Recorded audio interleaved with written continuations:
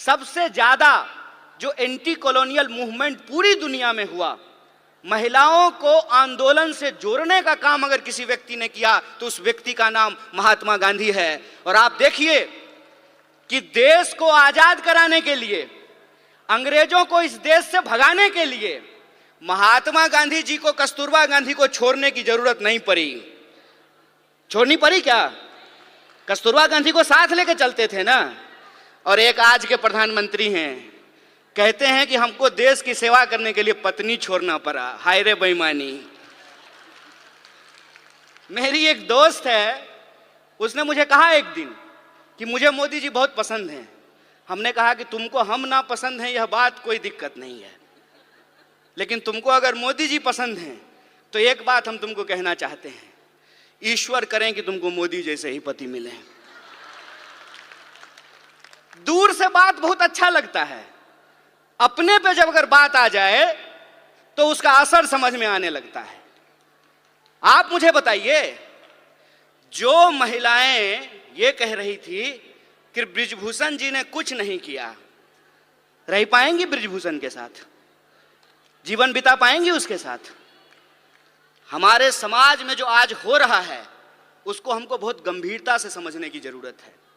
जो अधिकार हमको एक एक करके बिना लड़े मिल गए, इस देश में समान वोट के अधिकार के लिए कोई महिला आंदोलन नहीं हुआ। जब संविधान लिखा जा रहा था तो वोट का अधिकार दे दिया गया। इस देश में संविधान सभा में 15 महिलाएं शामिल होंगी, इसके लिए कोई आंदोलन नहीं हुआ। महात्मा गांधी ने अपने इनिशिएटिव से, उस वक्त जो है हमारा अखिल भारतीय महिला संघ नहीं था, महिला कांग्रेस नहीं था उस वक्त, लेकिन गांधी जी ने महिलाओं को घर से निकाल करके अपने आंदोलन में शामिल कराया। और आप जानते हैं, शराबबंदी के खिलाफ जो पिकेटिंग का आंदोलन होता था वो पूर्ण रूप से महिलाओं का आंदोलन था। महिलाएं जाती थीं और शराब की दुकानों को बंद कराती थी। महिलाओं को राजनीति की मुख्य धारा में लेकर के आए, ये एक प्रोग्रेसिव सोच थी। प्रोग्रेसिव सोच के चलते संविधान सभा का ऐसे निर्माण हुआ जिसमें महिलाओं के प्रतिनिधित्व को सुनिश्चित किया गया। और यह प्रोग्रेसिव डेमोक्रेसी थी कि अमेरिका में आज तक, अमेरिका कहता है ना कि हम दुनिया का सबसे मॉडर्न देश हैं, मॉडर्निटी का ठेकेदार हैं, अमेरिका में आज तक कोई महिला राष्ट्रपति नहीं बन पाई है। और हमारे यहाँ महिला राष्ट्रपति बनी और उसी आधार पे भाजपा को कहने का यह हक मिला कि हम एक आदिवासी को राष्ट्रपति बना रहे हैं।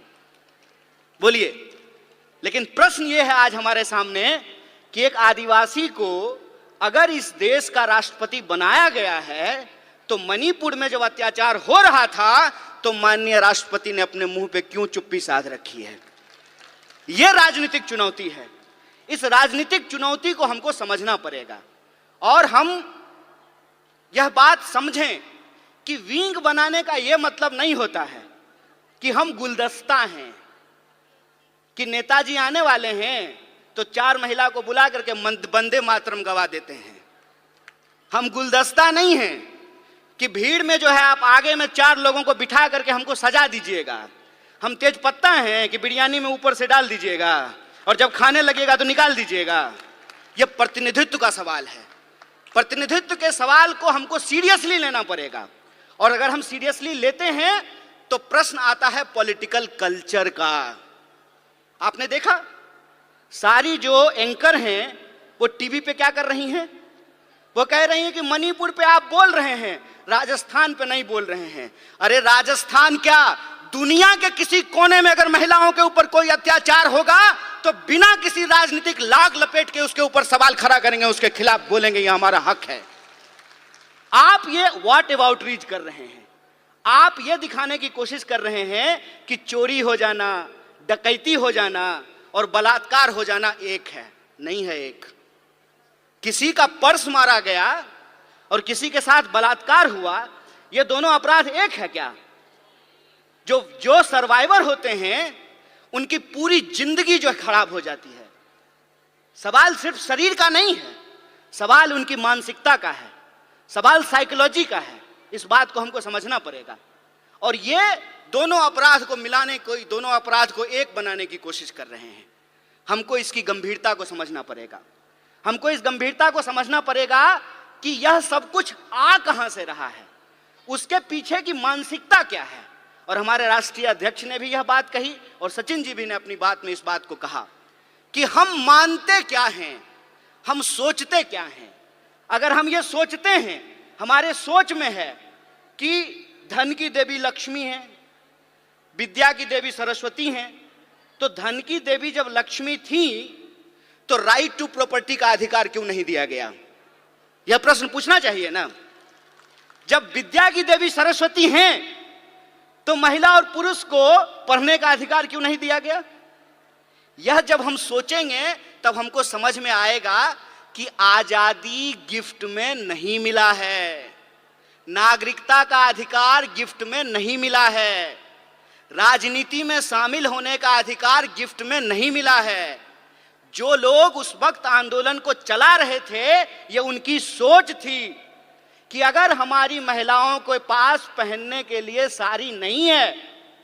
जब कस्तूरबा के साथ गांधी गए चंपारण, तो कस्तूरबा से गांधी ने पूछा कि ये बताओ कि हमारे प्रोग्राम में महिलाएं क्यों नहीं आती हैं? तो कस्तूरबा ने बताया कि इतनी ज्यादा गरीबी है कि बाहर जाने के लिए एक ही साड़ी है, सारी महिलाएं एक बार बाहर नहीं निकल सकती हैं, तो सारी महिलाओं को छोड़ करके कोई एक बाहर नहीं आना चाहता है। और एक कहानी बोल करके मैं अपनी बात को समाप्त करूंगा, उससे आप वस्तु स्थिति को अपने आप समझ जाएंगे। एक बार मेरे घर में शादी थी, सारे मर्द को बारात जाना था। ये आज शुरू हुआ है कि अब जो है बेटे की शादी में मां भी बाराती बनती है और बहन भी बाराती बनती है। पहले ये नहीं होता था। मेरे बचपन में जो मुझे याद है कि जब शादियां होती थी घरों में तो सारे मर्द चले जाते थे और सारी औरतें रुक जाती थी। मेरी तबीयत खराब थी और मैं उस दिन जो है बारात में नहीं जा पाया। बुखार था बहुत तेज और घर में मैं सो रहा था। कुछ देर के बाद मैंने ये देखा, जब बारात चली गई है तो हमारे घर में गाने की आवाज आ रही है, थालियां बज रही हैं, ढोलक बज रहा है और लोग गा रहे हैं, नाच रहे हैं। कौतूहलता बस, आउट ऑफ क्यूरियोसिटी, मैं जाकर के चुपचाप दरवाजे के पास जाकर के देखने लगा। और मुझे इतना आश्चर्य हुआ कि जिस मां ने मुझे 9 महीने पेट में रखा, अपनी एक एक सांस दी, खून दिया, पसीना दिया, 9 महीने पेट में रख करके पैदा किया, रोज खाना खिलाया, पखाना साफ किया, पढ़ाया लिखाया, वो मेरी मां गाती है ये मुझे मालूम ही नहीं था। वो मेरी बुआ जिसकी गोद में मैं पला, वो बुआ जो है डांस करती है, मुझे पता ही नहीं था। और वो जो एक फोक कल्चर है, वो फोक कल्चर इतना मजबूत है कि वो वक्त मिलता था महिलाओं को अपने भीतर के श्रृंगार को प्रकट करने का, अपने भीतर के प्रेम को प्रकट करने का। जिस समाज में आपको आपकी भावना प्रकट करने का अधिकार नहीं हो, उस समाज में महिलाओं को राजनीति में लेकर के आना एक चुनौतीपूर्ण कार्य है।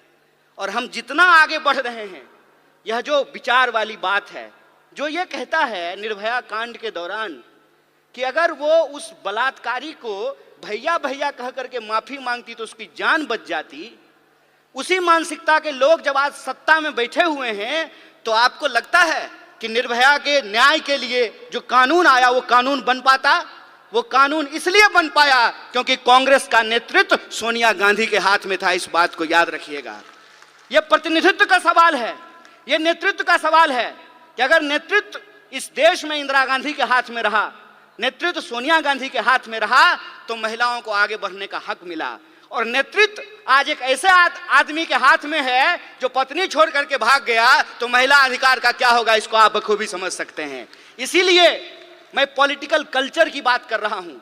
अपराध कहीं भी हो सकते हैं, अपराध छत्तीसगढ़ में भी हो सकता है, राजस्थान में भी हो सकता है, मणिपुर में भी हो सकता है, मध्य प्रदेश में भी हो सकता है, लेकिन अपराध के बाद पुलिस की कार्रवाई कैसे हो रही है, सरकार उस पर क्या बोल रही है, जिस पार्टी की सरकार है उसके स्पोक्स पर्सन क्या बोल रहे हैं, इस बात पे हमको ध्यान देना पड़ेगा। और कांग्रेस और बीजेपी के बीच में दल का फर्क नहीं है, विचार का फर्क है, इस बात को हमको समझना पड़ेगा। और अगर हम समानता में भरोसा रखते हैं, अगर हमको लगता है कि बलात्कारियों को मंत्री, मुख्यमंत्री, विधायक और एमपी नहीं बनाना चाहिए, तो 2024 का चुनाव कांग्रेस पार्टी के अस्तित्व का चुनाव नहीं है। 2024 का चुनाव हम महिलाओं के लिए, हम तमाम नागरिकों के लिए, इस देश के अस्तित्व का सवाल है, संविधान के अस्तित्व के सवाल है। इसको हमको समझना पड़ेगा। और जिन चीजों से हम जूझ रहे हैं, चाहे वो महंगाई हो, चाहे वो बेकारी हो, उन तमाम सवालों को लेकर के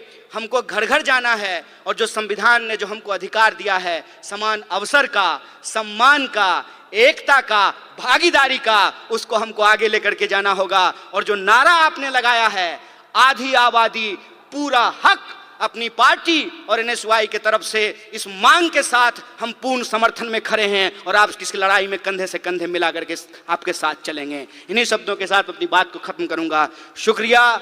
इनकलाब जिंदाबाद। जय हिंद, जय कांग्रेस।